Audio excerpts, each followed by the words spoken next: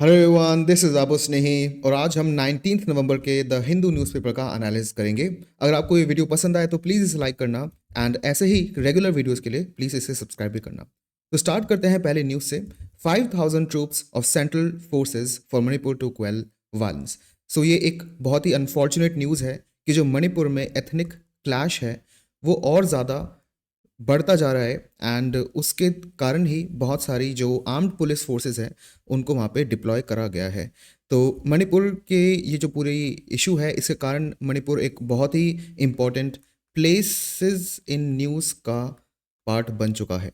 तो जब भी कोई ऐसी जोग्राफिकल लोकेशन न्यूज़ में आती है तो उसके ऊपर जोग्राफिकल क्वेश्चंस भी बन सकते हैं। इवन दो मणिपुर के न्यूज़ में आने का कारण एथनिक क्लैशेस है, लेकिन क्योंकि वो न्यूज़ में है तो प्रीलिम्स में उसमें ज्योग्राफी रिलेटेड क्वेश्चंस बन जाते हैं। तो पहले मणिपुर की ज्योग्राफी को समझते हैं थोड़ा बहुत, क्योंकि इस पे डायरेक्टली क्वेश्चंस बनेंगे और फिर न्यूज़ पे भी चलेंगे। तो एक चीज़ आपको ध्यान रखनी कि मणिपुर के अंदर दो बहुत ही बड़े रीजन्स हैं। एक है बीचों बीच मणिपुर के इम्फाल वैली। ये जो रीजन है ना, इसको आप बार बार सुनोगे, इम्फाल वैली। इसका क्या मतलब है? एक्चुअली इम्फाल एक रिवर भी यहाँ से जाती है जिसका नाम भी इम्फाल ही है एंड दैट इज़ वाई ये जो रिवर मैं यहाँ पे ट्रेस कर रहा हूँ ये इम्फाल रिवर ही जा रही है। ठीक है, ये क्या है? इम्फाल रिवर। और ये एक वैली है, क्योंकि वैली क्या होती है? दो बड़े बड़े माउंटेन्स हैं, उनके बीच में जो थोड़ा सा प्लेन वाला एरिया आ जाता है वो वैली हो जाती है। तो इसका मतलब अगर इम्फाल रिवर की एक वैली के अंदर ज़्यादातर लोग रह रहे हैं तो उसके आसपास बहुत सारे पहाड़ भी होंगे। बिल्कुल। तो आसपास वाले जो पूरा रीजन है जो इम्फाल वैली के को सराउंड करता है, ये पूरा का पूरा रीजन हिल रीजन है। ये क्या है? हिल रीजन। तो यहाँ पे इस जोग्राफिकल डिफरेंसेस के कारण जो एथनिक डिफरेंसेस है वो भी है। हिल रीजन में ज़्यादातर ट्राइबल्स रिसाइड करते हैं और यूजुअली ये जो ट्राइब है ये कुकी जो, ये ट्राइब का नाम आप बहुत बार सुनोगे। तो प्रीलिम्स में ना मैच द फॉलोइंग में ऐसे क्वेश्चंस आ जाते हैं। आपको एक जगह ट्राइब्स का नेम दे देंगे, दूसरी जगह स्टेट्स का नेम दे देंगे और आपको मैच करना पड़ेगा कि कौन सी ट्राइब कौन सी स्टेट में आती है। तो यहाँ पे कुकी जो रिसाइड करते हैं यूजुअली इस हिल एरिया में। ठीक है। और जो वैली है यहाँ पे कौन रिसाइड करते हैं? यहाँ पे मेइती मेइती पीपल रिसाइड करते हैं। जो मेइती हैं उनको कोई ट्राइबल स्टेटस अभी नहीं मिला है, ये आपको पता होना चाहिए। एंड यही बात हुई थी कि जो गवर्नमेंट है मणिपुर की, कुछ टाइम बाद फिर जो हाई कोर्ट है मणिपुर का, डिफरेंट डिफरेंट रिकमेंडेशंस आती है कि मेइती ग्रुप को भी शेड्यूल्ड ट्राइब का स्टेटस मिलना चाहिए। अब जब शेड्यूल टाइप का स्टेटस होता है तब क्या है, बहुत ज़्यादा रिस्ट्रिक्शंस आ जाती है कि कोई भी मणिपुर के बाहर का यहाँ पे उनका जो ओवरऑल रीजन है उसको एक्सेस करने में थोड़ी सी प्रॉब्लम और बढ़ सकती है। फिर जो शेड्यूल ट्राइब्स होते हैं उनके पास बहुत सारी राइट्स भी आ जाती है, जैसे उनको जॉब्स एंड एजुकेशन इंस्टीट्यूशंस के अंदर रिजर्वेशन भी मिलता है। तो ऐसे ही जो ऑलरेडी ट्राइबल्स जिनके पास एसटी स्टेटस था उनका कंपटीशन और ज़्यादा बढ़ जाएगा अगर मेइती ट्राइब को भी एसटी स्टेटस मिल जाए तो। एक्चुअली ये एक एक रीज़न है इस पर्टिकुलर क्लैश का, लेकिन इसके बहुत सारे रीजंस हैं जो कि हिस्टोरिकल रीजंस भी हैं।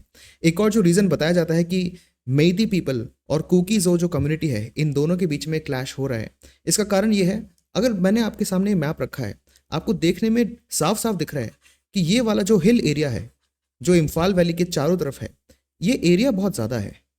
ठीक है, ये एरिया बहुत ज़्यादा है, लेकिन यहाँ से जो एमएलए जाते हैं ना मणिपुर के अंदर, मणिपुर की जो लेजिस्लेटिव असेंबली है उसमें यहाँ पे एमएलए का नंबर काफ़ी कम है और ज़्यादातर जो एमएलए वो इम्फाल वैली से ही जाते हैं।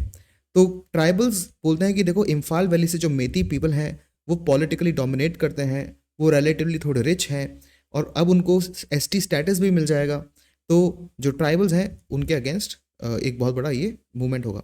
लेकिन मेती पीपल भी सजेस्ट करते हैं कि हिस्टोरिकली ट्राइबल्स के पास ज़्यादा लैंड एरिया है, फॉरेस्ट रिसोर्स का कंट्रोल भी ट्राइबल्स के पास है। तो यू कैन अंडरस्टैंड कि यहाँ पे एक बहुत बड़ा डाइवर्जेंस हो गया एंड ये जो पर्टिकुलर एनिमिटी है दोनों कम्युनिटी के बीच में ये नई नहीं है, ये काफ़ी पुरानी है।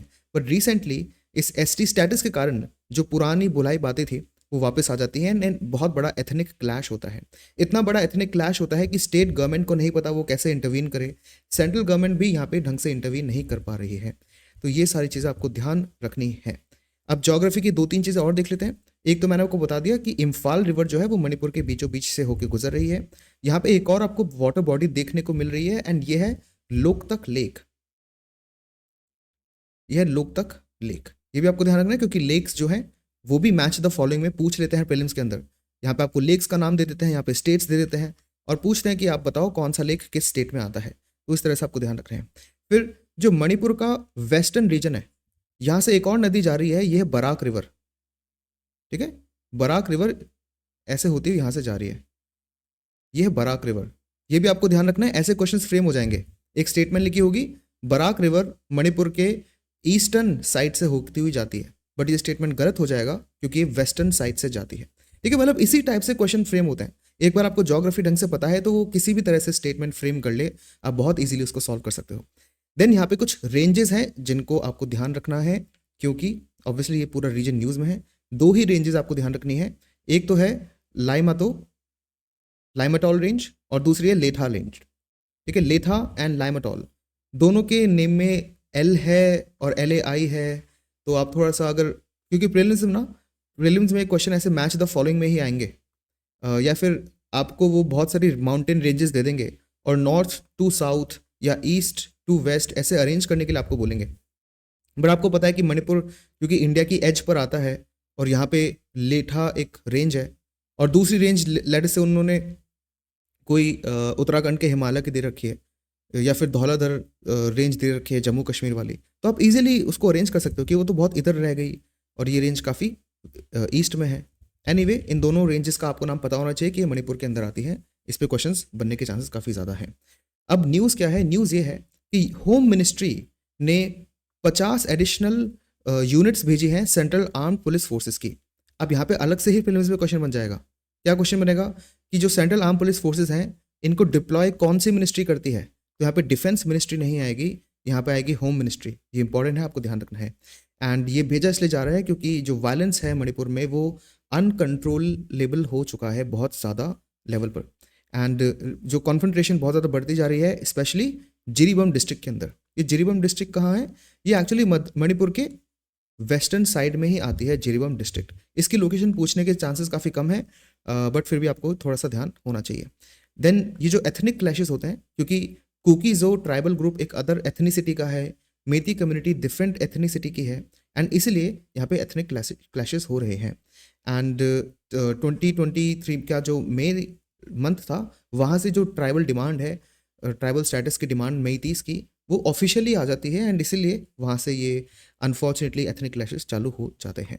तो ये आपको ध्यान रखना है, जितनी भी चीज़ें मैंने आपको यहाँ पे मेंशन करी है इस न्यूज़ के बारे में, वो आपको सही में मेमोराइज करनी है। इस पे क्वेश्चंस बनते हैं। चलते हैं नेक्स्ट न्यूज़ की तरफ। Tamil Nadu chief minister calls for increasing share of states in divisible pool of taxes to 50%। ये बहुत ही इंटरेस्टिंग न्यूज़ है क्योंकि इस पर्टिकुलर न्यूज़ के पीछे बहुत सारा स्टैटिक पोर्शन भी है, वो भी हम देखेंगे थोड़ा बहुत, क्योंकि उस पर क्वेश्चंस बनते हैं। तो कोई भी स्टैटिक का पोर्शन अगर न्यूज़ में आ जाता है तो फिर उस पर क्वेश्चन बनने के चांसेस बढ़ जाते हैं। तो यहाँ पे बात क्या हो रही है? देखो, सेंट्रल गवर्नमेंट बहुत सारा टैक्स कलेक्ट करती है। ठीक है, जो इनकम टैक्स वगैरह होता है वो मेनली सेंट्रल गवर्नमेंट के पास से जाता है।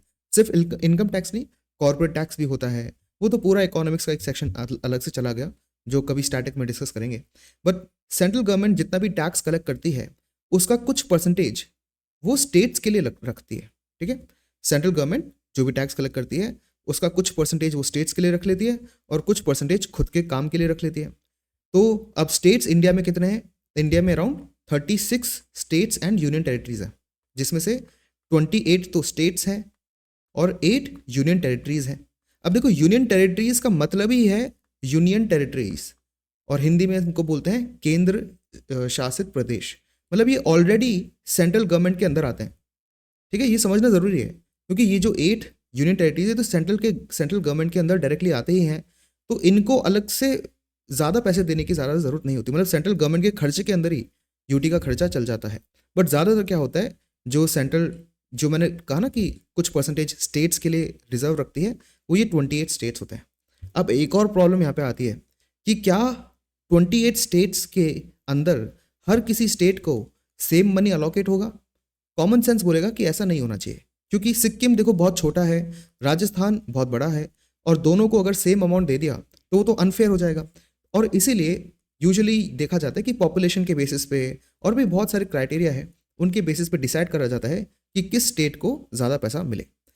और दूसरी बात, अगर सेंट्रल गवर्नमेंट अगर सेंट्रल गवर्नमेंट एक साल में 100 रुपए टैक्स के रूप में मान लेते कमाती है, तो उसमें से कितने रुपए वो स्टेट को देगी और कितने रुपए वो खुद रखेगी, ये भी तो क्वेश्चन है। तो अभी जो 15th फाइनेंस कमीशन आया था, उन्होंने रेकमेंड करा था 15th फाइनेंस कमीशन ने कि 41 रुपीज 100 में से, मतलब 41% जितना भी सेंट्रल गवर्नमेंट का कॉर्पस है उसका 41% वो सारे स्टेट्स में बटेगा। ठीक है, अब स्टेट्स में आपस में भी 28 स्टेट्स में ये पूरा बटेगा। जो तमिलनाडु के चीफ मिनिस्टर हैं वो बोल रहे हैं कि जो 41% है ना, ये इनफ नहीं है, ये कम से कम 50% जो सेंट्रल गवर्नमेंट का कॉर्पस है उसका कम से कम 50% सेंट्रल गवर्नमेंट को स्टेट्स को बांटना चाहिए, तभी जाके जो हमारे डेवलपमेंटल टारगेट्स हैं वो कहीं ना कहीं पूरे हो पाएंगे। तो ये तमिलनाडु के चीफ मिनिस्टर बोल रहे हैं, और इसका यही मतलब है कि जो डिविजिबल पूल है टैक्सेस का, उसका 50% स्टेट्स को मिलना चाहिए, ना कि सिर्फ 41%। और इवन दो ये जो 41% था ये पहले बहुत कम था, उसके बाद ना ये 42% भी हो जाता है। 14th फाइनेंस कमीशन में ये 42% था, लेकिन 15th फाइनेंस कमीशन में इसको 41 कर दिया। ऐसा क्यों? ऐसा इसलिए क्योंकि पहले जम्मू एंड कश्मीर एक स्टेट था, अब Jammu and Kashmir union territory बन गया है। और मैंने क्या बोला, यूनियन टेरिटरी का खर्चा तो सेंट्रल गवर्नमेंट खुद ही उठाता है ना। तो अब 42 रुपीज़ देने की ज़रूरत क्या है 100 में से, क्योंकि एक पूरा स्टेट तो यूनियन टेरिटरी बन गया, तो उसमें जो पैसा जा रहा था उसको हटाना पड़ेगा, इसलिए 42 को 41 कर दिया था। ये आपको ध्यान रखना है कि अब 41% हो गया है, लेकिन रिकमेंडेशन क्या है कि कम से कम 50% तो होना चाहिए, तो ये आपको ध्यान रखना है। और ये 15th फाइनेंस कमीशन ने इसको 41% कर दिया था, पहले तो उससे भी कम था। अब जो तमिलनाडु के चीफ मिनिस्टर हैं वो एक क्लेम कर रहे हैं, वो ये बोल रहे हैं कि सिर्फ 33% ही पैसा उनके पास आया है पिछले 4 सालों में। मतलब अब क्या है, ये आपके लिए ज़रूरी किस तरह से है, मेंस में भी ना GS3 में यहाँ पे इकोनॉमी लिखना चाहिए, मेंस में भी GS3 में इकोनॉमी के अंदर ऐसे फाइनेंस कमीशन के अच्छाइयाँ और कुछ ऑब्स्टिकल्स के बारे में क्वेश्चन आते हैं। तो वहाँ पे आपको ये मेंशन करना पड़ेगा ऑब्स्टिकल्स के अंदर कि बहुत सारी ऐसी रिपोर्ट्स हैं कि जो टोटल फाइनेंस कमीशन का जो स्टेट्स के लिए जो उनका शेयर होता है वो पूरा नहीं हो पाता बहुत बार, और बहुत डिले होता है, मतलब उसके आने में भी काफ़ी डिले होता है, और वो इनकम्प्लीट आता है, तो आता भी वो इनकम्प्लीट ही है। मतलब अगर 41 रुपीज़ प्रॉमिस करें तो उसमें से सिर्फ 33 आ रहे हैं, और ये भी बहुत टाइम बाद आ रहे हैं, और जो बचे हुए 8 रुपीज़ है ना, वो लास्ट के ईयर में ही सारे एक साथ दे देते हैं। मतलब स्टार्टिंग से जो पूरा फाइनेंस कमीशन का 5 साल का ईयर होता है उसके अंदर वो बहुत धीरे धीरे आते हैं। तो इसका ये मतलब है कि एक तो डिले हो रहा है, और जब पैसा आ भी रहा है तो वो भी इनकम्प्लीट आ रहा है। तो ये एक बहुत बड़ी प्रॉब्लम है फाइनेंस कमीशन के ओवरऑल डिवॉल्यूशन के अंदर, ये आपको पता होना चाहिए। जो स्टेट गवर्नमेंट्स हैं और तमिलनाडु के जो चीफ मिनिस्टर हैं वो एक और अपनी ऑब्जेक्शन जता रहे हैं। वो बोल रहे हैं कि देखो, सेंट्रल गवर्नमेंट और स्टेट गवर्नमेंट कॉन्स्टिट्यूशन के 7th शेड्यूल के अंदर एक लिस्ट बनी हुई है, मतलब 3 लिस्ट हैं, जिसके अंदर ये लिखा है कि सेंट्रल गवर्नमेंट किन किन चीज़ों पे काम करेगी, लॉज बना सकती है, पॉलिसीज़ बना सकती है, और स्टेट गवर्नमेंट किन किन चीज़ों पे काम कर सकती है और लॉज बना सकती है।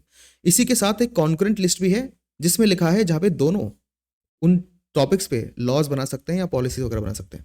लेकिन बहुत बार ऐसा देखा गया है कि जो सेंट्रल गवर्नमेंट है वो खुद की कोई भी पॉलिसी लॉन्च कर देती है और उसमें स्टेट गवर्नमेंट को भागीदार बना लेती है बिना उनकी मर्जी के। फॉर एग्जाम्पल, जो प्रधानमंत्री जन आरोग्य योजना है जिसको आयुष्मान भारत भी बोलते हैं, उसमें स्टेट्स का रोल भी इंक्लूड कर दिया गया, लेकिन स्टेट से पूछा नहीं।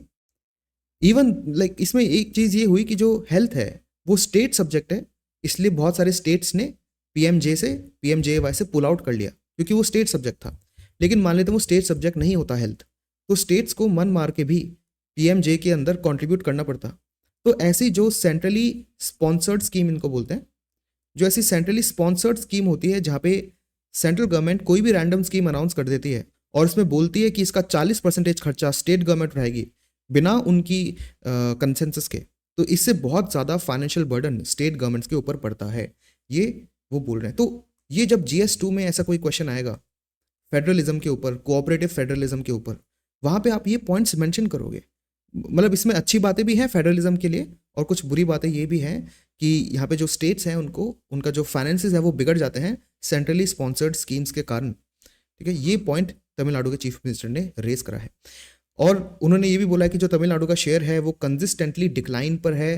पहले वो 8% के अराउंड था, अब वो 4% के अराउंड रह गया है। इसका क्या मतलब है कि जो मैंने बात किया था ना कि 41 रुपीज़ सारे स्टेट्स में बटेगा, इस 41 रुपीज़ का पहले 8% तमिलनाडु के पास जाता था और अब इस 41 रुपीज़ का सिर्फ 4% तमिलनाडु के पास जाता है। ठीक है, ये आपको ध्यान रखना है। अब इसका रीज़न क्या है? इसके बहुत सारे रीजंस हैं। एक सबसे बड़ा रीज़न है पॉपुलेशन। देखो, जिस स्टेट की ज़्यादा पॉपुलेशन होगी सेंटर उसको ज़्यादा पैसे देगी, ये तो काफ़ी कॉमन सेंस है। लेकिन जो साउथ इंडियन स्टेट्स हैं जो साउथ इंडियन स्टेट्स हैं वो ये क्लेम करते हैं, जैसे तमिलनाडु हो गया, केरला हो गया, इन्होंने बहुत ज़्यादा मेहनत करी है पॉपुलेशन को कंट्रोल करने के लिए। और यूपी और बिहार की जो गवर्नमेंट्स हैं उन्होंने अपनी जो पॉपुलेशन है उसको कंट्रोल करने के लिए भी मेहनत करी है, बट इतनी नहीं मेहनत करी। मतलब यूपी और बिहार में जो पॉपुलेशन ग्रोथ रेट है वो अभी भी काफ़ी ज़्यादा है compare to South Indian states. तो साउथ इंडियन स्टेट्स ये क्लेम करते हैं कि जब हमारी पॉपुलेशन ग्रोथ रेट कम हुई है और हमने इतनी मेहनत से हमारी पॉपुलेशन को कंट्रोल करा है, तो हमें तो उसके लिए पनिश करा जा रहा है, क्योंकि जिसकी स्टेट में ज़्यादा पॉपुलेशन होगी उसको ज़्यादा पैसा मिल रहा है। तो हमने तो मतलब हमारी पॉपुलेशन कम करके हम उस कैटेगरी में आ गए कि हमें अब पैसा और कम मिलेगा। तो मतलब जो हमारा प्रयास था इतना पॉपुलेशन कंट्रोल करने का वो वेस्ट हो गया। तो ये एक बहुत बड़ी डिस्क्रिपेंसी है जो आपको थोड़ी सी पता होनी चाहिए। लेकिन जो 16th फाइनेंस कमीशन था उसने कोशिश की है कि जो 15th फाइनेंस कमीशन था उसने कुछ कोशिश की गई कि पॉपुलेशन एक इतना बड़ा क्राइटेरिया ना रहे और भी क्राइटेरिया को इंक्लूड वहाँ पे करा गया। इसको भी अभी देखेंगे। तो जो फाइनेंस कमीशन है ये कॉन्स्टिट्यूशनल बॉडी है बाय द वे, और ये आर्टिकल 280 के अंदर कौन बनाता है? प्रेसिडेंट बनाते हैं। कितने सालों में? हर 5 सालों में। ठीक है। और अभी जो 16th फाइनेंशियल कमीशन काम कर रहा है, मतलब अभी जिस परसेंटेज रेट से सेंट्रल स्टेट को पैसा दे रहा है वो तो 15th फाइनेंस कमीशन ही चल रहा है उसका, है ना, उसकी रिकमेंडेशन चल रही है। लेकिन 16th फाइनेंस कमीशन बन गया है और ये फिर अगले 5 सालों तक क्या डेवोल्यूशन होना चाहिए उसके लिए अभी रिसर्च कर रहा है। ठीक है, ये आपको ध्यान रखना है। और 16th फाइनेंस कमीशन के चेयरमैन है डॉक्टर अरविंद पणगरे, ये नाम आपको पता होना चाहिए। तो अब देखते हैं कि 14th फाइनेंस कमीशन और 15th फाइनेंस कमीशन में डिफरेंस क्या किया गया। देखो, मैंने आपको क्या कहा था कि जो साउथ इंडियन स्टेट्स हैं वो बोलते हैं कि हमने तो इतनी मेहनत करके पॉपुलेशन कम करी और अब हमें पैसे भी कम मिल रहे हैं, तो हमारा जितना भी एफर्ट था वो तो वेस्ट हो गया। इसलिए पॉपुलेशन, मतलब अगर 100 रुपये या मान लेते भाई 41 जो रुपीज़ हैं वो बहुत सारे स्टेट्स में बटेंगे, तो वो किस क्राइटेरिया पे बटेंगे? ठीक है, तो ये देखा गया, ये बहुत ही इंटरेस्टिंग है कि कोई स्टेट मान लेते हैं पॉपुलेशन उसकी अच्छी खासी थी, तो 27% पॉपुलेशन को वेटेज दिया जाता था। लेकिन 15 फाइनेंस कमीशन में उसको गिरा दिया। अब वो 27.5 से आप यहाँ पे देख सकते हो वो 15% ही रह गया, है ना, यहाँ पे 15% रह गया। तो 15th फाइनेंस कमीशन ने क्या करा? उन्होंने पॉपुलेशन का वेटेज कम कर दिया ताकि जो साउथ इंडियन स्टेट्स हैं या वो स्टेट्स जिन्होंने अपनी पॉपुलेशन को कंट्रोल करा है, सिर्फ कम पॉपुलेशन होने के कारण उनका जो लॉस है वो ज़्यादा ना हो। और देखो, एक नई कैटेगरी को भी इन्वॉल्व करा। ये क्या है? Demographic performance. डेमोग्राफिक परफॉर्मेंस का मतलब ही ये है कि जिन स्टेट्स ने अपनी पॉपुलेशन को कंट्रोल करने के लिए मेजर्स इंक्लूड करें उनको अब एक्स्ट्रा बेनिफिट मिलेगा। तो इसलिए 15th फाइनेंस कमीशन एक बहुत बड़ा स्टेप था इस नॉर्थ इंडिया और साउथ इंडिया की डिस्क्रिपेंसी को थोड़ा सा कम करने का। ठीक है, ये 2-3 चीज़ें आपको ध्यान रखनी है। अब फाइनेंस कमीशन खुद में एक और बहुत ही इन डेप्थ स्टैटिक कॉन्सेप्ट है, उसमें अभी नहीं जाएंगे, फिर भी मैंने बहुत सारी आपको स्टैटिक नॉलेज दे दी। चलते हैं नेक्स्ट न्यूज़ की तरफ। As chikungunya cases rise in Telangana, US issues travel advisory. तो ये इंपॉर्टेंट न्यूज़ इसलिए है क्योंकि ये जो न्यूज़ है खुद में ये इतनी इंपॉर्टेंट नहीं है, लेकिन न्यूज़ के कारण जो चिकनगुनिया एक स्टैटिक टॉपिक है ये अब इंपॉर्टेंट हो जाता है। अब इसमें प्रीलिम्स में क्वेश्चन बन सकते हैं। एक्चुअली हुआ क्या है कि इंडिया एंड यूएस में बहुत सारे लोग ट्रैवल करते हैं, तो अगर इंडिया में कोई डिजीज़ फैल रही है तो यूएस नहीं चाहेगा ना कि वो डिजीज़ यूएस के अंदर भी आए, या फिर यूएस ये नहीं चाहेगा कि अगर इंडिया में कोई डिजीज़ है तो यूएस के लोग इंडिया में जाकर वो डिजीज़ कैच कर लें। इसलिए यूएस ने एक लेवल 2 की एडवाइजरी दी है। तो यूएस के अंदर बहुत ही इंपॉर्टेंट बॉडी है सीडीसी। सीडीसी का आप नाम ना बहुत बार सुनोगे क्योंकि एक बहुत ही ज़्यादा हाईली रेप्यूटेड एक हेल्थ ऑर्गेनाइजेशन है जिसके जो स्टडीज़ हैं और जिसके जो लेवल्स हैं, जो स्टैंडर्डाइजेशन रूल्स हैं वो all over the world follow किए जाते हैं। तो सीडीसी ने बोला है कि लेवल 2 टाइप की ये एक चीज़ है जिसको मैनेज करना ज़रूरी है। बाय द वे एक चीज़ आपको ध्यान रखनी है कि चिकनगुनिया कंटेजियस नहीं है, मतलब ह्यूमन टू ह्यूमन ट्रांसफ़र नहीं होगा वो सिर्फ हवा से, ठीक है? ये आपको ध्यान रखना है कि वो ऐसे कोई कॉन्ट्रैक्ट नहीं कर सकता। चिकनगुनिया होता है मस्कीटो से, अभी इसकी डिटेल भी देखेंगे क्योंकि अभी ये ज़रूरी हो जाता है। तो सीडीसी के 4 लेवल होते हैं, इतना आपको पता होना चाहिए। हर लेवल क्या बोल रहा है वो लिखने की ज़रूरत नहीं है, फिर भी मैंने यहाँ पे मेंशन कर दिया जस्ट फॉर योर कन्वीनियंस। लेकिन 4 लेवल होते हैं सीडीसी के ट्रैवल एडवाइजरी में, ये आपको याद रखना है। हर लेवल क्या बोलता है वो याद रखने की ज़रूरत नहीं है। फिर भी एक बार देख लेते हैं कि देखो लेवल 1 और लेवल 2 तो बोलता है कि प्रिकॉशन रखो। लेवल 3 बोलता है कि अगर ज़रूरत नहीं है तो उस जगह मत जाओ। और लेवल 4 बोलता है कि किसी भी हालत में उस जगह मत जाओ। तो अभी तो लेवल 2 की ही इन्होंने एक प्रिकॉशनरी एक अनाउंसमेंट की है कि प्रिकॉशन रखो, जा तो आप सकते हो। क्योंकि चिकनगुनिया ह्यूमन टू ह्यूमन ऐसे रैंडमली हवा से स्प्रेड नहीं होता है, क्योंकि मस्कीटो बोर्न है। बोर्न मतलब यहाँ पे ई है, तो ये सिर्फ BORN नहीं है। मस्कीटो बोर्न मतलब कि मस्कीटोज को कैरी करता है, मतलब एक मस्कीटो है, उसके अंदर ये वायरस आ गया, ठीक है? वायरस मस्कीटो के अंदर आ गया। अब मस्कीटो क्या करता है, ह्यूमंस का ब्लड सक करता है। तो जब ह्यूमंस का ब्लड सक करता है तो वायरस मस्कीटो के थ्रू ब्लड के अंदर ह्यूमंस के अंदर फैल जाता है, और फिर ऐसे ही चिकनगुनिया ह्यूमंस के अंदर आ जाता है, ठीक है? एंड ये किस टाइप का मस्कीटो है? ये एक फीमेल मस्कीटो है, एडिस इजिप्टाई। ये आपको याद रखना है, इस प्रीलिम्स में क्वेश्चन बनते हैं, ये बहुत इंपॉर्टेंट है। और प्रॉब्लम क्या है, जो सिम्टम्स हैं चिकनगुनिया के वो डेंगू और जिका वायरस से काफ़ी सिमिलर हैं, एंड दैट इज़ वाई ये बहुत बार मिस डायग्नोस भी हो जाता है। ये बहुत बड़ी प्रॉब्लम है इंडिया में, मिस डायग्नोसिस। क्योंकि बहुत सारे, क्योंकि जो रूरल इंडिया में या फिर सब अर्बन एरिया में जो प्राइमरी हेल्थ केयर क्लिनिक्स हैं उनकी क्वालिटी इतनी अच्छी नहीं है, एंड दैट इज़ वाई अगर कोई चिकनगुनिया को, किसी को चिकनगुनिया है और वो डायग्नोस होने गया है, और क्योंकि ये काफ़ी सिमिलर है तो कोई बोल देगा कि भाई आपको तो डेंगू हो गया, बट उसको चिकनगुनिया था।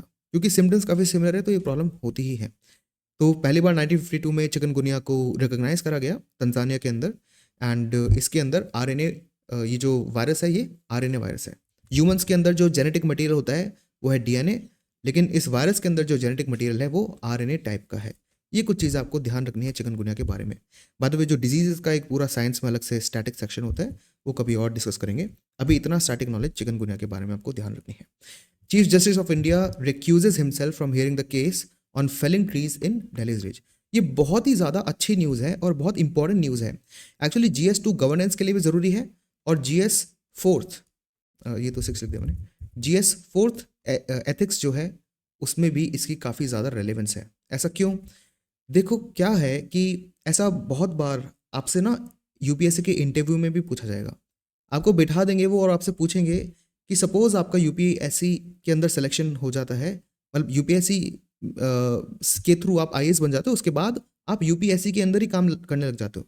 जैसे जो लोग आपका UPSC के अंदर इंटरव्यू लेंगे वो खुद में ही IAS ऑफिसर्स वगैरह होते हैं। तो वैसे ही फ्यूचर में IAS ऑफिसर्स बनने के बाद आप खुद UPSC के अंदर किसी पैनल पे बैठे होगे, और बहुत सारे जो कैंडिडेट्स हैं ना आप उनका इंटरव्यू लोगे। लेकिन मान लेते हैं एक ऐसा कैंडिडेट है जो आपका रिलेटिव है, तो वो आपसे पूछेंगे कि इस केस में आप क्या करोगे। डेफिनेटली इसके बहुत सारे आंसर हो सकते हैं कि भाई मैं वो जो रिलेटिव है उसको कोई भी बायस उसके तरफ नहीं दिखाऊंगा, उसको कोई एक्स्ट्रा फेवर नहीं करूंगा, ये आप बोल सकते हो। बट द थिंग इज कि हम हमारा जो सब कॉन्शियस है वो फिर भी उस चीज़ को फेवर करने के लिए हमें बोल सकता है।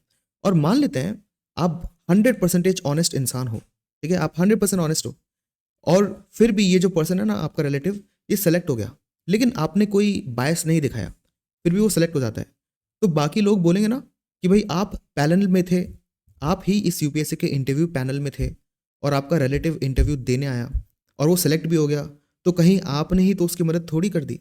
इवन दो आप तो 100% ऑनेस्ट हो, आपने नहीं करी, बट बाकी लोग तो बोल सकते हैं, आपके अगेंस्ट इन्वेस्टिगेशन स्टार्ट कर सकते हैं। तो बेस्ट केस क्या है?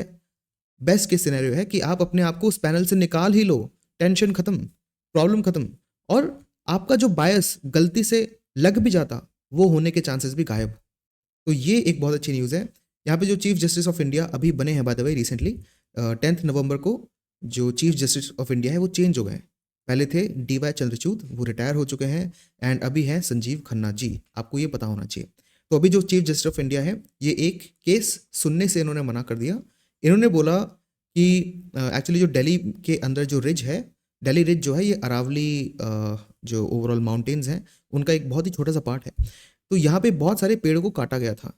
तो जो दिल्ली में LG है, लेफ्टिनेंट गवर्नर है, जो कि सेंट्रल गवर्नमेंट के रिप्रेजेंटेटिव माने जाते हैं, तो LG ने ये ऑर्डर दिया था पेड़ कटवाने का। तो अब इन पे केस चल रहा है कि क्या इनको पता था कि दिल्ली रिज में कोई प्रोटेक्शन के नॉर्म्स हैं या नहीं। वो अलग केस है, वो हमारे लिए रेलेवेंट भी नहीं है। लेकिन CJI बोलते हैं ना कि मैं कुछ टाइम पहले बिहार के जेल में गया था। बिहार के जेल में वो गए थे बेसिकली कुछ चीज़ें देखने, वहाँ पे एक तरह से दौरे के लिए वो गए थे, और तब वो इन LG के साथ ही गए थे। तो अब CJI बोले देखो मैं उनके साथ वहाँ पे गया था, और ऑब्वियसली आपस में इन दोनों ने बातें भी की होगी, लेकिन अभी जो केस है LG के अगेंस्ट ही है, और मान लेते LG इस केस को जीत जाता है, तो कहीं बाकी लोग ये ना बोले कि ये जो जज है ना ये मिले हुए हैं। तो इसलिए CJI ने अपने आप को इस बेंच से निकाल ही दिया। अब कोई और जज की बेंच इनको सुनेगी। तो ये जो रिक्यूजल का केस है ना, इन्होंने अपने आप को रिक्यूज कर लिया। ये इंपॉर्टेंट एग्जाम्पल है आपके लिए, एथिक्स के लिए भी, क्योंकि ये सही डिसीजन है। अगर आप अपने आप को सिचुएशन से निकाल लोगे तो आपकी जो इम्पार्शलिटी है, बायसनेस है, वो होने का काम ही नहीं रहेगा। ठीक है, वो इंडिपेंडेंट केस हो जाएगा। तो यही चीज़ हमें यहाँ से इस पूरे टॉपिक से निकालनी थी, जो मैंने पढ़ लिया। लेकिन अब इस न्यूज़ में ना एक और चीज़ है। इस न्यूज़ में मेंशन्ड है कि जो अभी ये जो चीफ जस्टिस ऑफ इंडिया है, एक्चुअली एक और चीज़ आपको मैं बता देता हूँ, इसमें बहुत सारी हिडन लेयर्स हैं। जो चीफ जस्टिस ऑफ इंडिया है वो कौन होता है? वो सुप्रीम कोर्ट के टॉप मोस्ट जज होता है। लेकिन कैसे चूज करा जाता है कि चीफ जस्टिस ऑफ इंडिया कौन बनेगा? देखो, कोई रूल नहीं लिखा है कहीं। प्रीलिम्स में ऐसे स्टेटमेंट आ जाते हैं कि कॉन्स्टिट्यूशन में बता रखा है चीफ जस्टिस ऑफ इंडिया कौन बनेगा। ऐसा कुछ भी नहीं है, ये गलत स्टेटमेंट है। ना तो कोई लॉ है, ना ही कॉन्स्टिट्यूशन में कोई आर्टिकल है जो बताता है कौन चीफ जस्टिस ऑफ इंडिया बनेगा। ये आपको ध्यान रखना है। वो जो प्रोसीजर है ना, वो कहीं नहीं लिखा। तो फिर बनते कैसे हैं? कन्वेंशन से। कन्वेंशन मतलब जो एक चीज़ चालू हो गई उसी को फॉलो करना। जैसे आप अपने पेरेंट्स की रिस्पेक्ट करते हो, क्या इंडिया के किसी लॉ में लिखा है कि आपको बहुत ज़्यादा रिस्पेक्ट करनी चाहिए अपने पेरेंट्स की? नहीं, बट आप करते हो। क्यों? जस्ट आउट ऑफ कन्वेंशन, कि आपके पेरेंट्स की पुराने जनरेशन भी करती थी, तो आप भी कर रहे हो, सिंपल। तो वही एक कन्वेंशन बन जाता है कि कोई ज़रूरी नहीं है उसको फॉलो करना, बट वो फॉलो करते हैं तो एक बन जाता है। ठीक है, तो कन्वेंशन क्या है? कन्वेंशन है कि जो भी सीनियर मोस्ट जज हैं उनको CJI बनाया जाएगा। मान लेते हैं कल को सीनियर मोस्ट जज को चीफ जस्टिस ऑफ इंडिया नहीं बनाया तो कोई वायलेशन नहीं होगा। हाँ, लोग बोलेंगे कि भाई आपने कन्वेंशन को तोड़ दिया, बट उनके अगेंस्ट कोई केस नहीं हो जाएगा कि अगर उन्होंने CJI को सीनियर मोस्ट जज को CJI नहीं बनाया तो। इतना आपको पता होना चाहिए। तो वैसे ही एक कन्वेंशन बना हुआ है। क्या कन्वेंशन है? कि नालसा एक नेशनल लीगल सर्विस अथॉरिटी है। ये जो बॉडी है, इसका जो चेयरपर्सन होता है ना, वो नंबर 2 जज होता है सुप्रीम कोर्ट के अंदर। ठीक है, कौन होता है वो? नंबर 2 जज होता है सुप्रीम कोर्ट के अंदर। तो बस इतना आपको ध्यान रखना है। यहाँ पे लिखा है द नंबर 2 जज of the supreme court as a convention, ये नालसा के चेयरपर्सन होते हैं। और ये क्यों मेंशन है इस न्यूज़ में? क्योंकि जब अभी जो चीफ जस्टिस ऑफ इंडिया है, उनके पहले कौन थे? DY चंद्रचूड जी। तो जब DY चंद्रचूड जी टॉप मोस्ट जज थे सुप्रीम कोर्ट के, तो नंबर 2 थे संजीव खन्ना, और क्योंकि वो नंबर 2 पे थे तो इनको नालसा का चेयरपर्सन बना रखा था। और तब ये LG के साथ, दिल्ली के LG के साथ बिहार जेल में विजिट करने गए थे, एक ऑडिटिंग या दौरा करने गए थे। इतना ही आपको न्यूज़ में ध्यान रखना है। लेकिन अब इसके कारण नालसा भी न्यूज़ में आ गया, तो नालसा को भी थोड़ा सा देख लेते हैं। नालसा क्या है? ये एक ऐसी बॉडी है जो पूरे इंडिया में फ्री लीगल एड की बात करती है।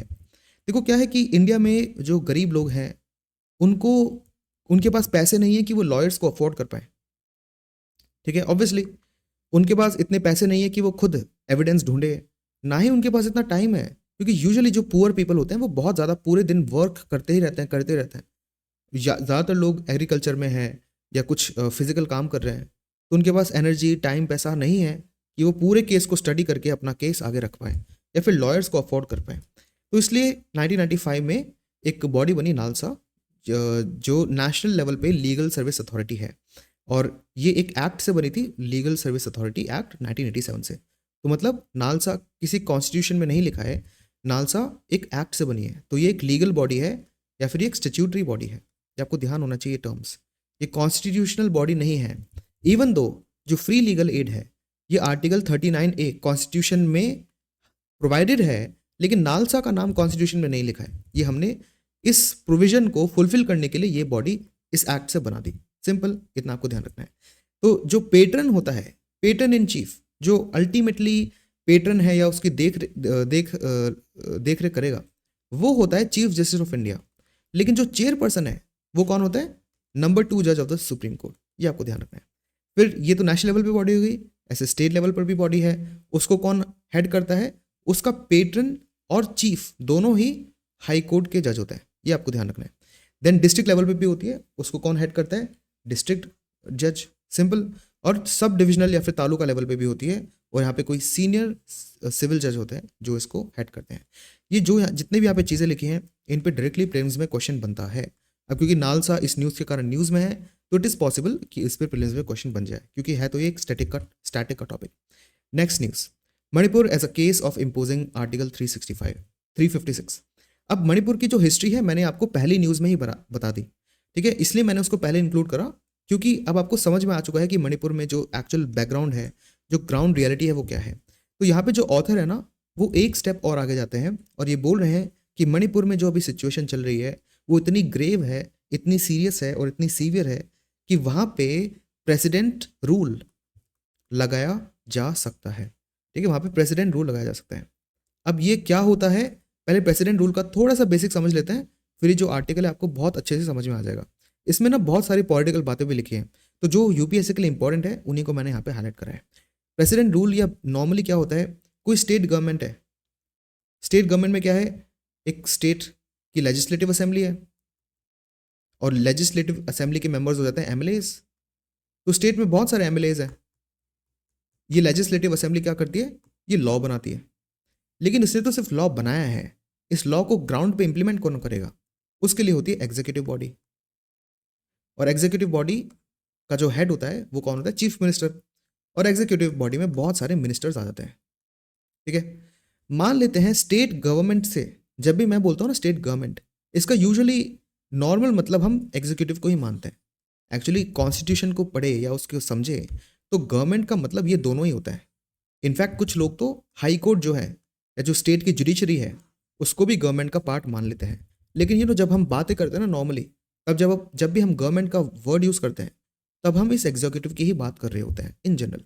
तो मान लेते जो स्टेट गवर्नमेंट है वो संभाल नहीं पा रही स्टेट की हालत, जैसे मणिपुर में हो रहा है, एथनिक क्लैशेस हो ही जा रहे हैं। मई 3 से चालू हुए थे पिछले साल 23 में, 24 की नवंबर 11 तक आते आते 250 लोगों से ज़्यादा की डेथ हो चुकी है और लाख से ज़्यादा लोग डिस्प्लेस हो गए हैं। ये बहुत बड़ा लॉस है, देखिए ये भी आपको ध्यान रखना है। तो ये बहुत ही बड़ा ह्यूमन राइट्स चैलेंज मणिपुर में उभर के आ रहा है, इतने टाइम से चल रहा है और मणिपुर की स्टेट गवर्नमेंट उसको संभाल नहीं पा रही। तो ऑथर बोल रहे हैं कि क्यों ना यहाँ पे प्रेसिडेंट्स रूल लगा दे जाए। प्रेसिडेंट रूल क्या होता है, देखो एग्जीक्यूटिव में गवर्नर भी होता है, ठीक है, गवर्नर भी है जो कि एग्जीक्यूटिव के अंदर है, और गवर्नर स्टेट में सेंट्रल जो गवर्नमेंट है ना वही अपॉइंट करती है। सिंपल। अब गवर्नर तो एक तरह से सेंट्रल गवर्नमेंट का एजेंट ही हो गया।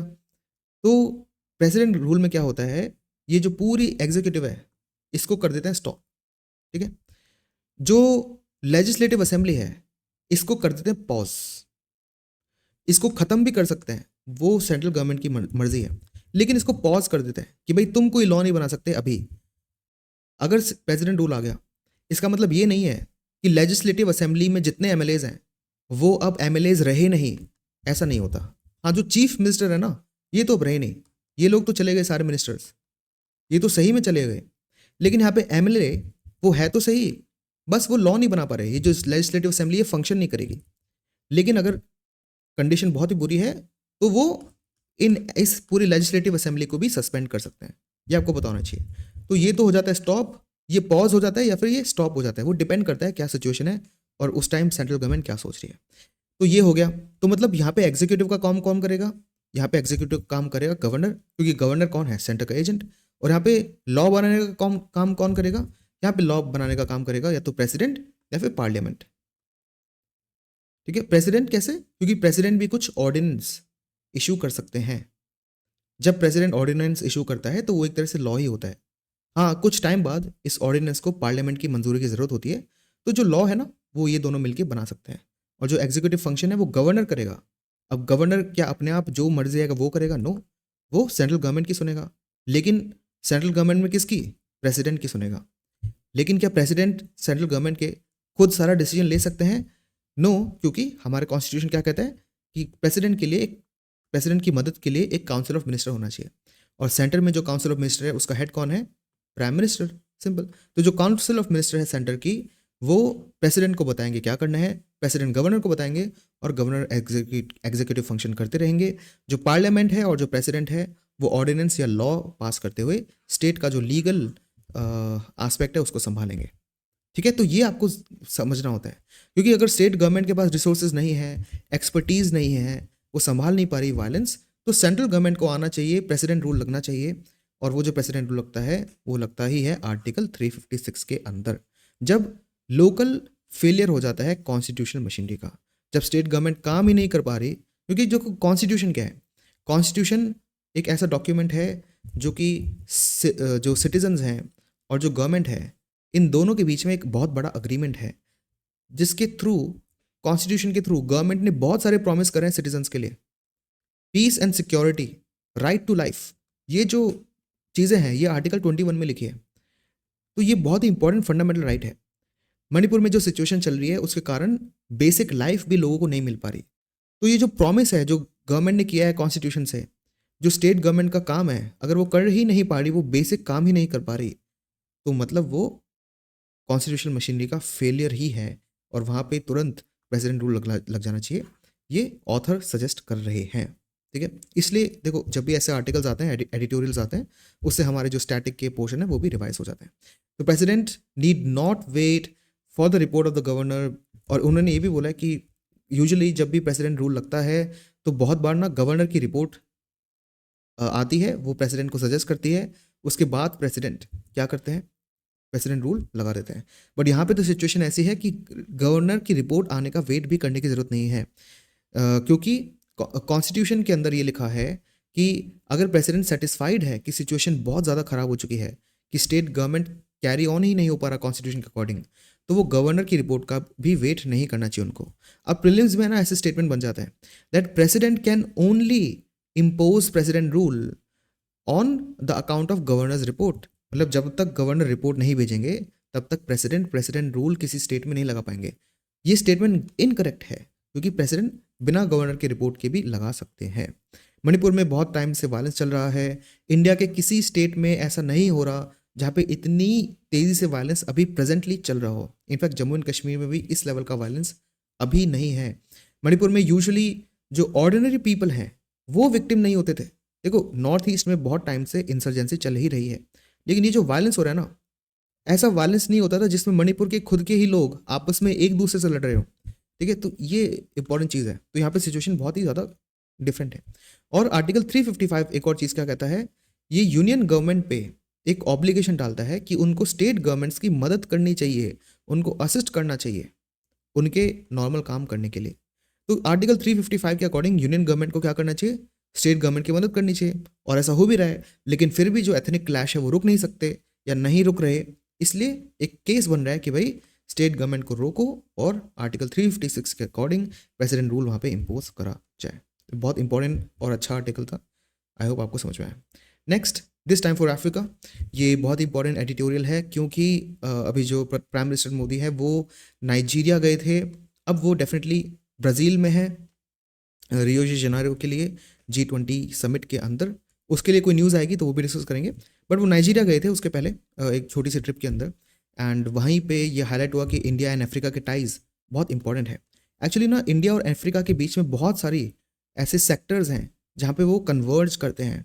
जैसे दोनों कंट्रीज़ पहले ब्रिटिश कॉलोनीज़ रही थी। ठीक है, दोनों ब्रिटिश कॉलोनीज़ थी, दोनों डेवलपिंग कंट्रीज़ हैं। अफ्रीका की जो लार्जेस्ट पॉपुलेशन है वो नाइजीरिया के अंदर ही है। ठीक है। तो नाइजीरिया और इंडिया दोनों ही ब्रिटिश कॉलोनीज थी, दोनों डेवलपिंग कंट्रीज़ है। नाइजीरिया लार्जेस्ट पॉपुलेशन है अफ्रीका के अंदर, और फोर्थ लार्जेस्ट जीडीपी है अफ्रीका के अंदर। इवन दो इंडिया भी हाईएस्ट पॉपुलेशन है एशिया में, इनफैक्ट इवन वर्ल्ड में, और नाइजीरिया की भी हाईएस्ट पॉपुलेशन है अफ्रीका के अंदर। नाइजीरिया की जो ग्रोथ रेट है जीडीपी की वो भी अच्छी खासी है। इंडिया तो है ही fastest growing country in the world. Nigeria में भी बोको हरम जैसी जो ऑर्गेनाइजेशंस हैं उससे उनको टेररिज्म का खतरा है। इंडिया में भी टेररिज्म की प्रॉब्लम बहुत बड़ी है। नाइजीरिया के अंदर भी करप्शन और इंडिया के अंदर भी करप्शन की प्रॉब्लम्स है। नाइजीरिया भी एक्सपोर्ट बढ़ाना चाहती है, इंडिया भी एक्सपोर्ट बढ़ाना चाहती है, और दोनों कंट्रीज चाहती है कि वर्ल्ड लेवल पर, वर्ल्ड इंटरनेशनल लेवल पर जो डेवलपिंग कंट्रीज़ हैं, जो डेवलपिंग कंट्रीज़ हैं उनको ज़्यादा से ज़्यादा रिस्पेक्ट मिले, उनकी बात को ढंग से सुना जाए। तो मतलब कितने सारे पॉइंट्स ऑफ कन्वर्जेंस हैं। फिर भी कुछ एरियाज़ है जहाँ पे हम थोड़ा लैक करते हैं। फॉर एग्जांपल जो हमारा बायलेटरल ट्रेड है वो बहुत कम है। इनफैक्ट पिछले कुछ 10 सालों में वो कम और हो गया है, तो ये अच्छी बात नहीं है। ठीक है, तो ये पूरा आर्टिकल यही चीज़ कह रहा है। तो अभी जो प्राइम मिनिस्टर मोदी है वो नाइजीरिया गए थे, अब ब्राज़ील जा रहे हैं G20 के अंदर, गयाना भी जाएंगे साउथ अमेरिका के अंदर। तो ये जो चीज़ें हैं ये ग्लोबल साउथ का जो कमिटमेंट है उसको और ज़्यादा री इन्फोर्स करते हैं। अब ये ग्लोबल साउथ क्या है, अगर आप वर्ल्ड के मैप को देखो तो एक बहुत ही सिंपल लाइन आप बना सकते हो। ठीक है, एक बहुत ही सिंपल एक लाइन बना सकते हो। ये जो लाइन है ना, इसके नीचे जितनी भी कंट्रीज़ हैं वो ज़्यादातर डेवलपिंग कंट्रीज़ हैं, और इसके ऊपर जितनी भी कंट्रीज़ हैं वो ज़्यादातर डेवलप्ड कंट्रीज़ हैं। ठीक है, तो ये तो डेवलपिंग कंट्रीज़ का ग्रुप है और ऊपर की साइड डेवलप्ड कंट्रीज़ का ग्रुप आता है।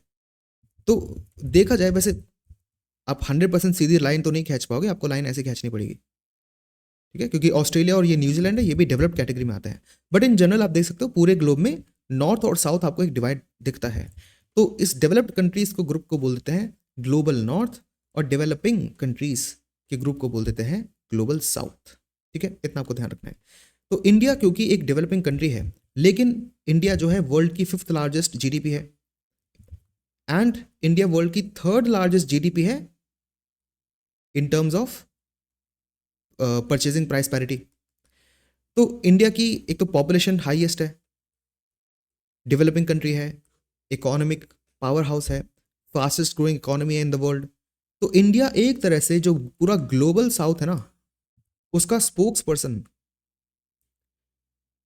या फिर उसका रिप्रेजेंटेटिव जैसे बन के उभर सकता है इंटरनेशनल ऑर्गेनाइजेशंस के अंदर। ठीक है, ये आपको ध्यान रखना है और ये हमारा एम भी है, और बहुत सारी डेवलपिंग कंट्रीज हमारे इस लीडरशिप को एक्सेप्ट भी कर रही है। एक्चुअली हम नहीं चाहते कि हम ग्लोबल साउथ को लीड करें या उसके ओनर बन जाए, ऐसा कुछ नहीं है।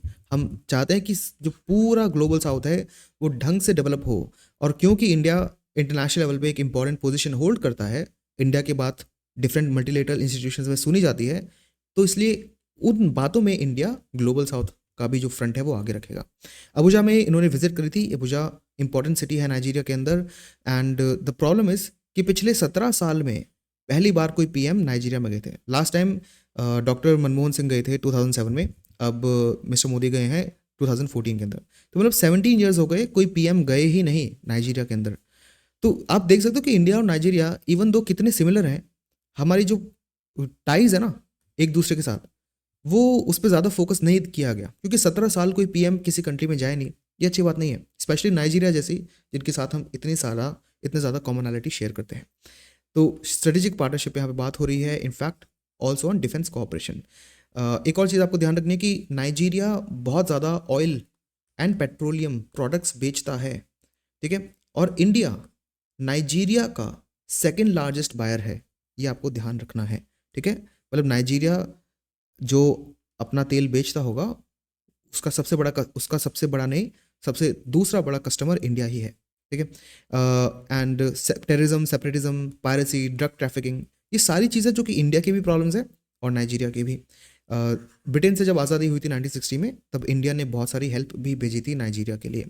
नाइजीरिया के अंदर 60,000 लोग रहते हैं जो कि इंडियंस हैं, इंडियन सिटीजन्स हैं, और इंडिया का वेस्ट अफ्रीका में सबसे बड़ा डायस्पोरा है। अब प्रीलिम्स में ऐसे स्टेटमेंट आएंगे कि नाइजीरिया की इंडियन कम्युनिटी पूरे अफ्रीका में हाईएस्ट है, ऐसा नहीं है, वेस्ट अफ्रीका में हाईएस्ट है। क्योंकि अगर आप अफ्रीका मैप बनाओगे तो ये जो रीजन, ये वाला जो रीजन है इसको वेस्ट अफ्रीका माना जाता है, और नाइजीरिया यहीं आता है। ठीक है, जो दोनों कंट्रीज़ हैं इनके इकोनॉमिक टाइज काफ़ी स्ट्रांग है। इकोनॉमिक्स के पर्सपेक्टिव से 200 से ज़्यादा कंपनीज ने इंडिया की $27 बिलियन के अराउंड इन्वेस्टमेंट वहाँ कर रखा है।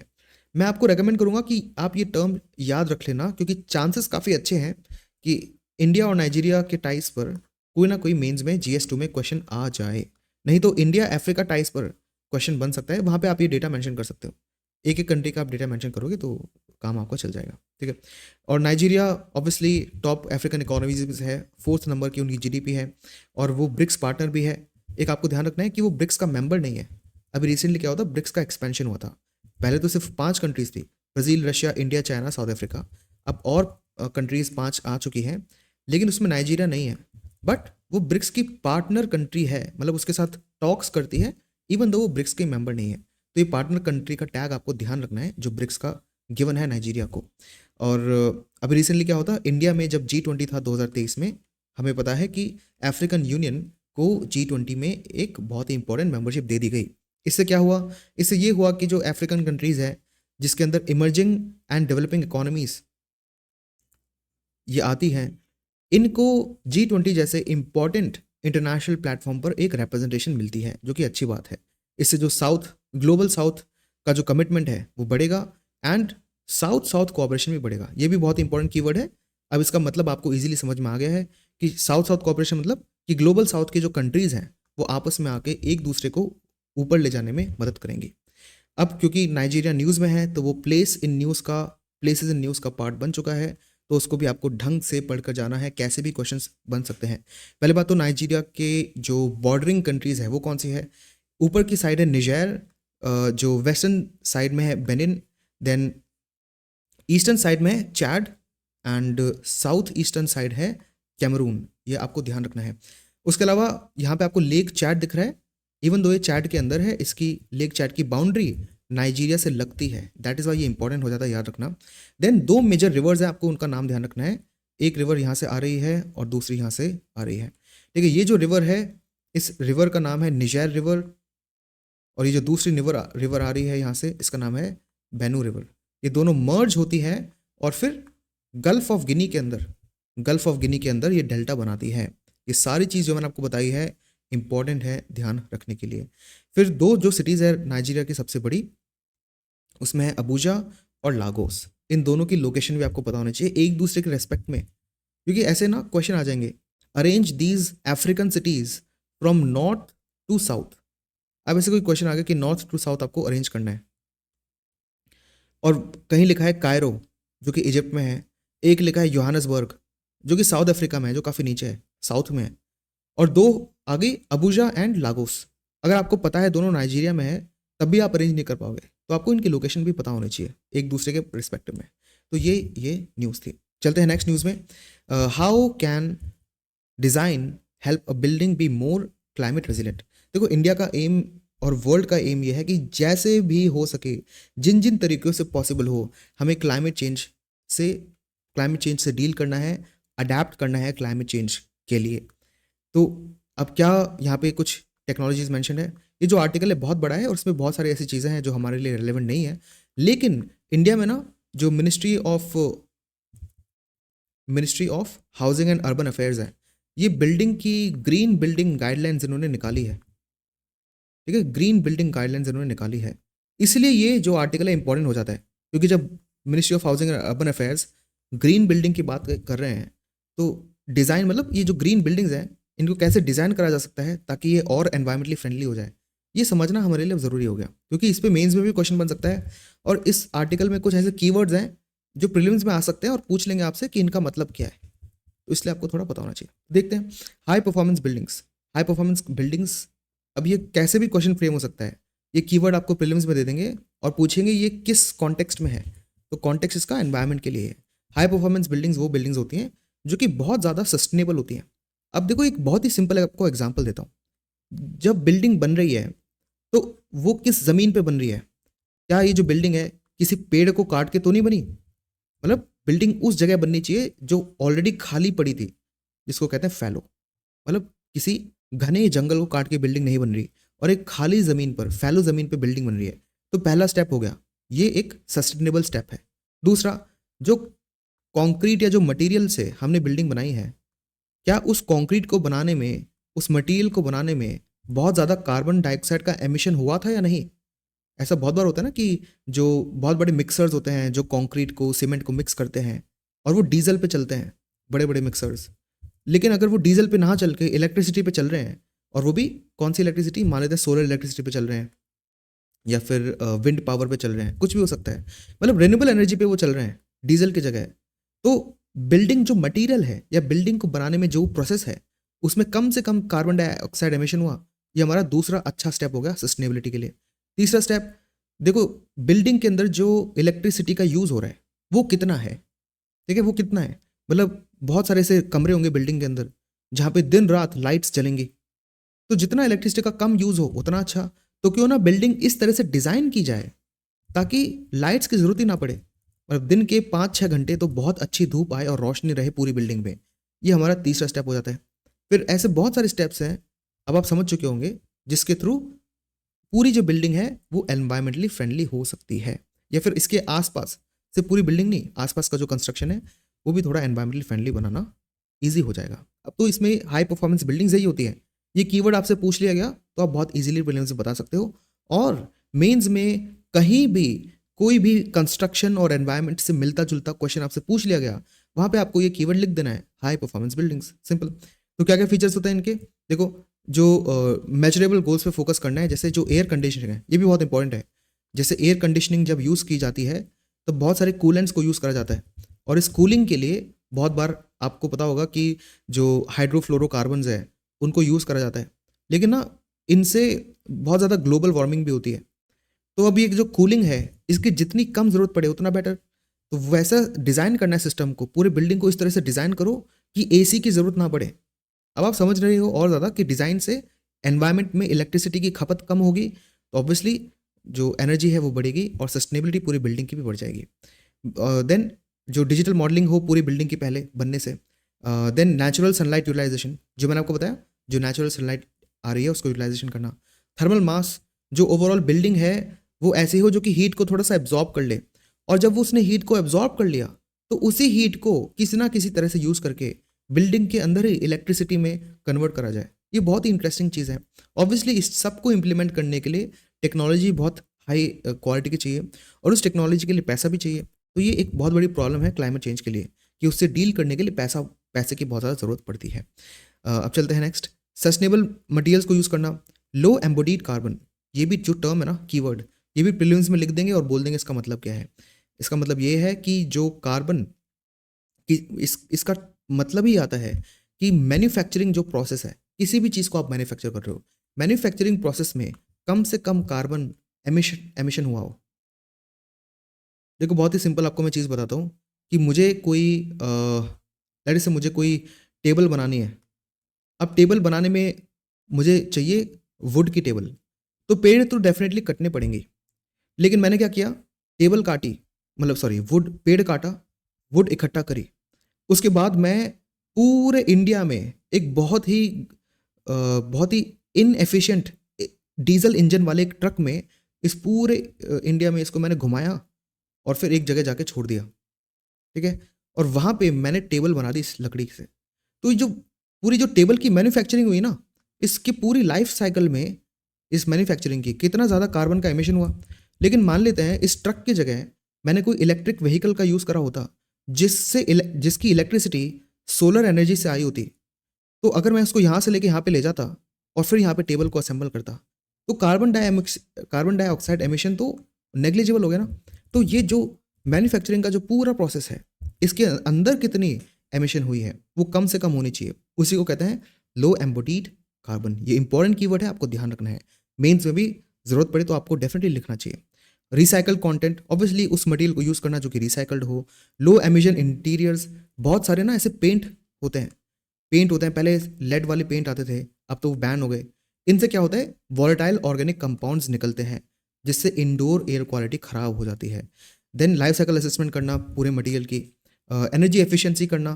ऑब्वियसली अभी तो कोई बहुत इंपॉर्टेंट डेटा है आपके लिए, ये ध्यान रखना है कि 40% जो एनर्जी कंजम्पशन है वो बिल्डिंग्स के अंदर होता है।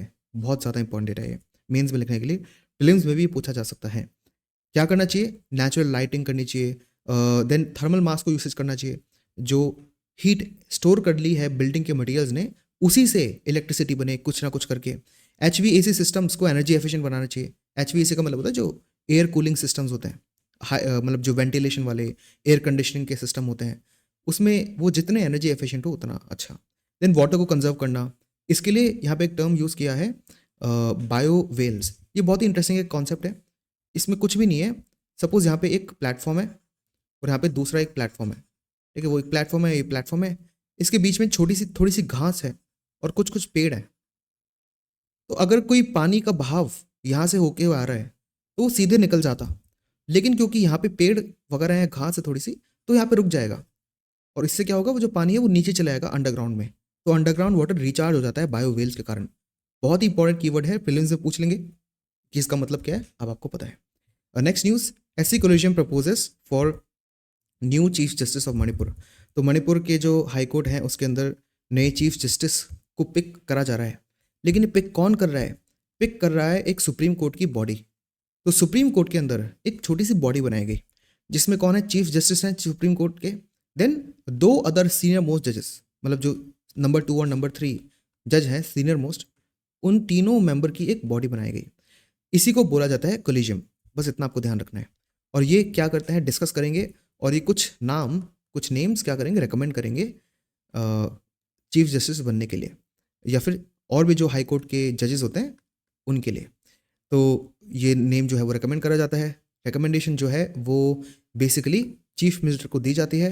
चीफ मिनिस्टर गवर्नर को देते हैं और गवर्नर यूनियन लॉ मिनिस्टर को दे देते हैं। यूनियन लॉ मिनिस्टर देते हैं प्रेसिडेंट को, और प्रेसिडेंट इन जजेस को हाई कोर्ट के अंदर अपॉइंट कर लेते हैं। ये पूरा प्रोसीजर आपको पता होना चाहिए। चलते हैं लास्ट न्यूज़ की तरफ। Chennai Vladivostok maritime corridor is operational. ये हरबनंदा होनवाल ने ये बात करी है। ये बहुत ही ज़्यादा इंटरेस्टिंग एंड इंपॉर्टेंट न्यूज़ है, आपको पता होना चाहिए। तो मैप के थ्रू एक बार इसको समझते हैं, और जो लिखा है वो भी बहुत इजीली हो जाएगा समझने के लिए। देखो, जो अभी हम रशिया कैसे पहुंचते हैं, ये पूरी जो कंट्री है यहाँ से, ये है रशिया, ठीक है, और नीचे ये जो कंट्री है डेफिनेटली हमें दिख रही है इंडिया। तो रशिया से इंडिया अभी ट्रेड कैसे होता है, इस रूट की तरफ। ये जो रूट आपको दिख रहा होगा लेफ्ट साइड में, इस रूट के थ्रू ट्रेड होता है। मतलब यहाँ से जाते हैं, फिर रेड सी से होते हुए सुएज कनाल से फिर आगे होते हुए मेडिटेरेनियन सी के बाद स्पेन से कर्व लेते हैं, फिर इंग्लिश चैनल आ जाती है यहाँ पे, उसको क्रॉस करते हैं और यहाँ पे नॉर्वे के फ्योर्ड से होते हुए, और फिर यहाँ पे जो रूट है वहाँ तक पहुँच जाते हैं। तो आप समझो कितना लंबा रूट है, ठीक है। इसका एक छोटा सा एक और ऑल्टरनेटिव रूट पॉसिबल है। चेन्नई से निकलेंगे यहाँ पे, और साउथ ईस्ट एशिया में जो स्ट्रेट ऑफ मलक्का है उसको क्रॉस करेंगे बोर्नियो आइलैंड के ऊपर, फिर फिलीपींस के ऊपर होते हुए जापान और येलो सी को क्रॉस करते हुए हम यहाँ पे पहुँच जाएंगे ईस्ट रशिया की तरफ। क्योंकि रशिया इतना बड़ा है ना हॉरिजॉन्टली, तो वो यहाँ पर भी आता है और यहाँ पर भी है। तो यहाँ पे जो रशिया का लोकेशन है उसी का नाम है व्लादिवोस्तोक। तो देखो, चेन्नई व्लादिवोस्तोक का जो रूट है वो बहुत छोटा है, उसको एक्सप्लोर कम किया गया है, क्योंकि ये जो पुराना रूट है ना, ये कंफर्टेबल थे हम इस पे जाने के लिए, लेकिन हमें पता है इससे बहुत ज़्यादा टाइम लगता है, बहुत ज़्यादा पैसे लग रहे हैं, तो क्यों ना व्लादिवोस्तोक या रशिया के अंदर इस रूट से पहुँचे।